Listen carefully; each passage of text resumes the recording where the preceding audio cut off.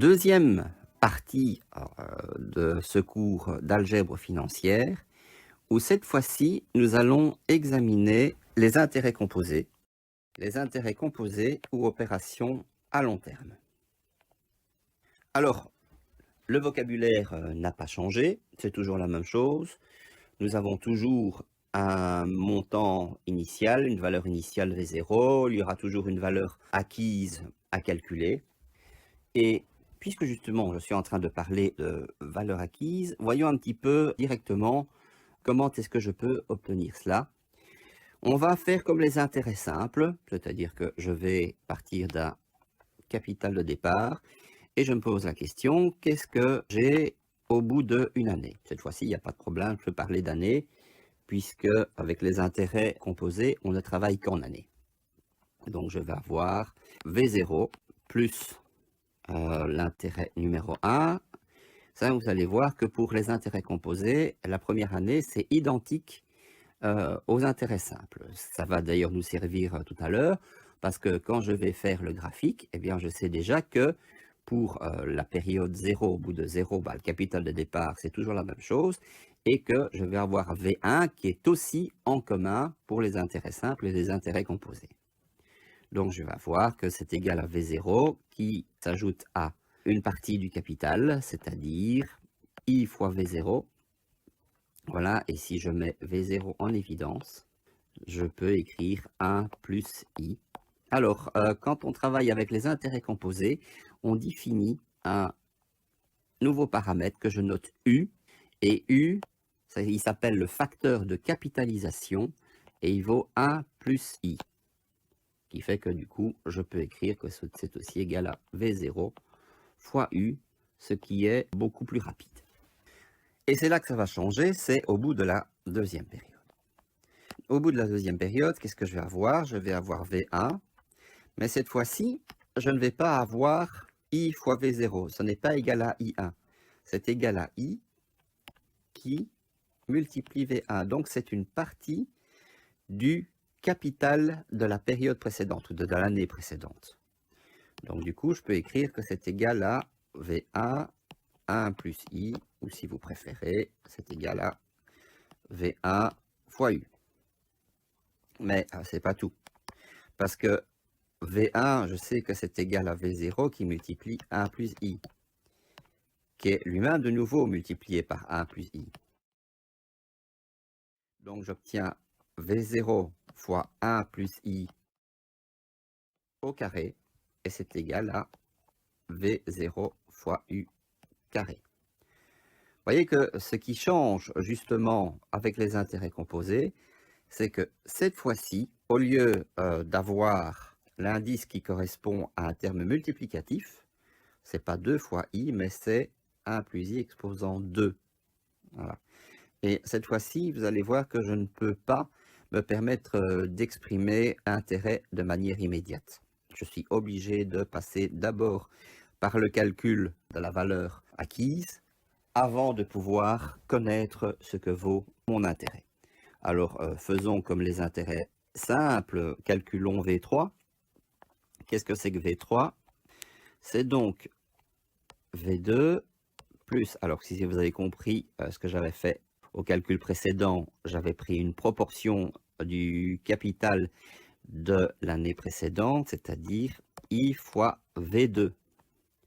Donc cette fois-ci, c'est V2 que je mets en évidence devant 1 plus I, ou si vous préférez, c'est V2 multiplié par U. Donc je sais que V2, puisque c'est ce que j'ai obtenu précédemment, c'est égal à V0 qui multiplie 1 plus I au carré, mais qui est de nouveau multiplié par 1 plus I. J'obtiens donc V0 qui multiplie 1 plus I exposant 3, c'est-à-dire V0 fois U exposant 3. Et voilà, rebelote, on voit que cette fois-ci, l'indice de V correspond donc à l'exposant de 1 plus I et de U. Ce qui va me permettre de pouvoir exprimer la formule des intérêts composés en une seule fois. Donc, je sais que au bout de n années, je vais avoir mon capital de départ multiplié par 1 plus i, exposant n, qui vaut donc V0 multiplié par le facteur de capitalisation exposant n. Voici donc la formule finale qui donc a été trouvée plus rapidement pour les intérêts composés. Alors remarquez que j'ai fait ce qu'on appelle de la capitalisation, c'est-à-dire qu'à partir d'une valeur actuelle, j'ai trouvé la valeur acquise. Alors ce que je peux faire aussi, c'est ce qu'on appelle de l'actualisation. C'est aller dans l'autre sens, c'est rechercher la valeur actuelle si je connais déjà la valeur acquise. En fait, le calcul consiste à dire, tiens, si je veux obtenir Vn, eh bien, combien est-ce que je dois placer aujourd'hui? Ce n'est pas très compliqué du tout. V0, c'est quoi? C'est simplement Vn qui est à ce moment-là divisé par le 1 plus i exposant n, c'est-à-dire Vn divisé par le facteur de capitalisation exposant n. On peut aussi le noter sous cette forme-ci, hein, Vn fois u exposant moins n. C'est à chaque fois la même formule. Voilà ce que nous avions comme graphique jusqu'à présent.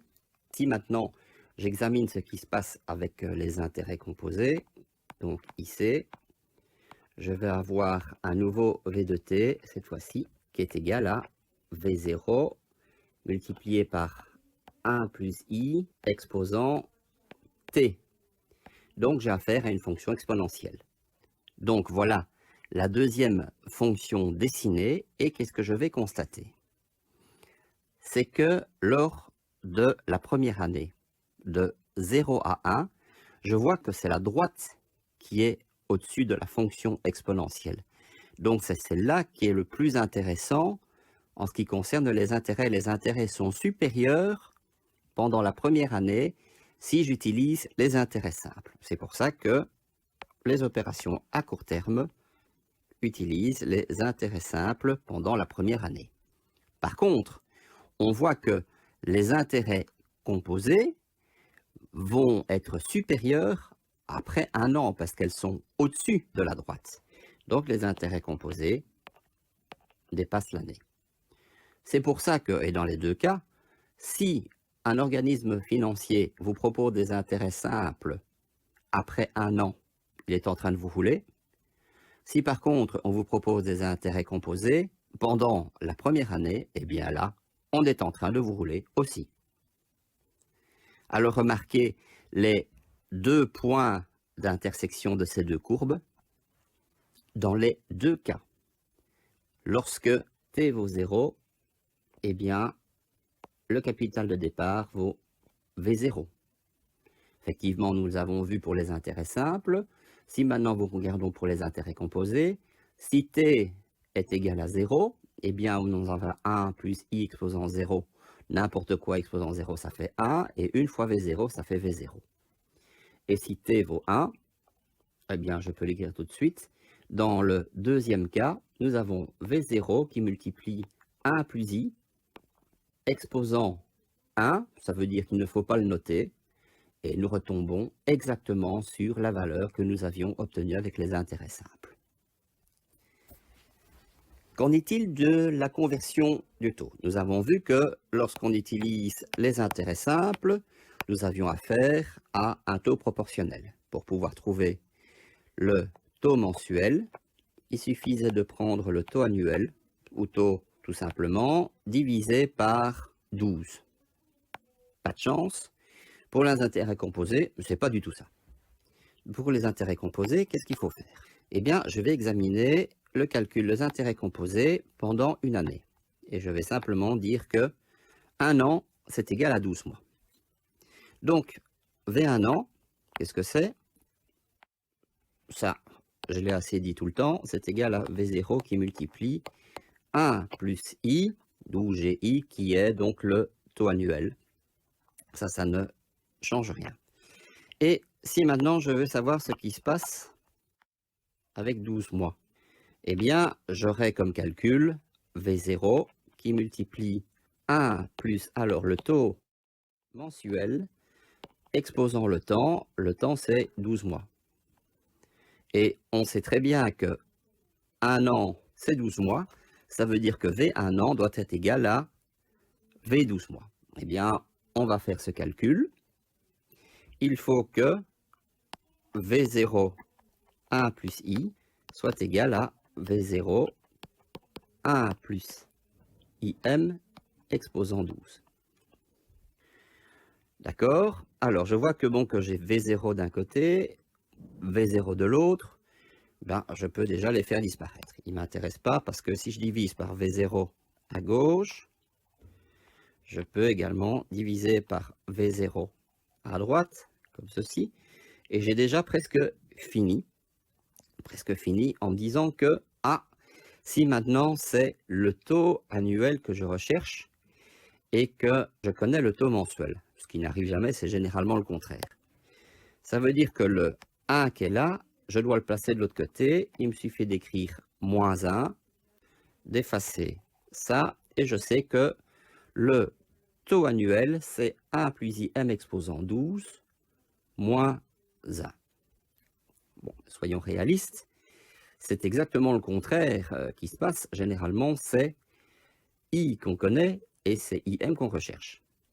Donc, je reviens à mon calcul de départ et je me dis que, puisque c'est IM qui m'intéresse et qui se trouve dans une parenthèse exposant 12, eh bien, le mieux, c'est que je puisse faire un exposant 1/12e. Je vous rappelle que exposant 1/12e, c'est une racine 12e. Donc, qu'est-ce que je vais devoir faire? C'est diviser par 12, ce qui fait que du coup, j'aurai un 1 plus IM exposant 1. Et si je fais exposant 1/12e à droite, eh bien, je dois le faire également à gauche.